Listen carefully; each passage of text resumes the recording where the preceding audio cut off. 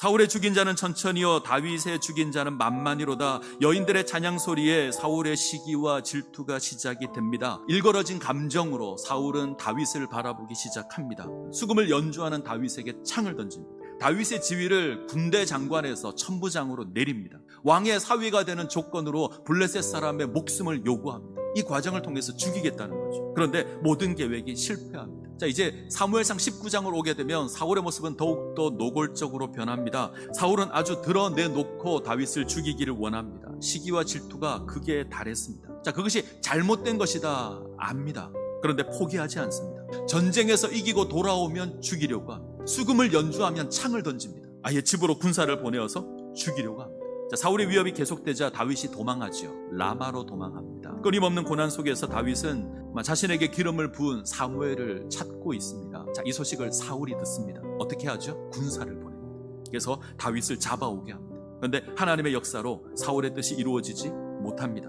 사울이 보낸 군사가 하나님의 신으로 말미암아 그들의 임무를 망각하여 버리고 선지자들 사이에서 예언하기 시작합니다. 다시 군대를 보내자 또 똑같은 일이 반복됩니다. 그러자 이제 본인이 직접 갑니다. 근데 사울까지도 하나님의 신이 임하여 그가 벌거벗고 예언을 합니다. 자, 이 사울을 향해서 생겨난 속담이 있습니다. 사울도 선지자 중에 있느냐? 이 속담은 이미 등장한 적이 있습니다. 사무엘상 10장을 가시면 사울이 이스라엘의 왕이 될 때에 이 속담이 등장을 했었습니다. 전에 사울을 알던 모든 사람들이 사울이 선지자들과 함께 예언함을 보고 스로 이르되 기스의 아들에게 무슨 일이 일어났느냐? 사울도 선지자 중에 있느냐? 하고, 자, 사무엘상 10장에서 이 속담은 사울이 이스라엘 왕으로 정당하다는 겁니다.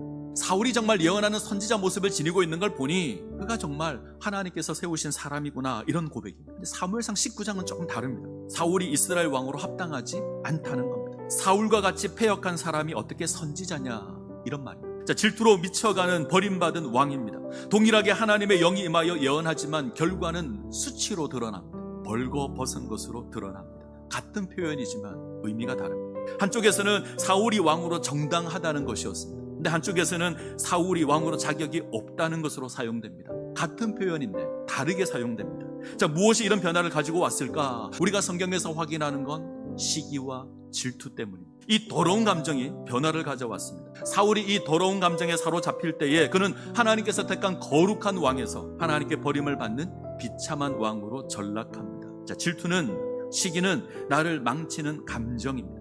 누군가를 미워하는 마음이 있다면 제거하셔야 합니다.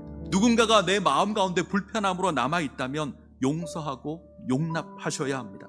시기와 질투가 우리를 주장하도록 내버려 두시면 안 됩니다.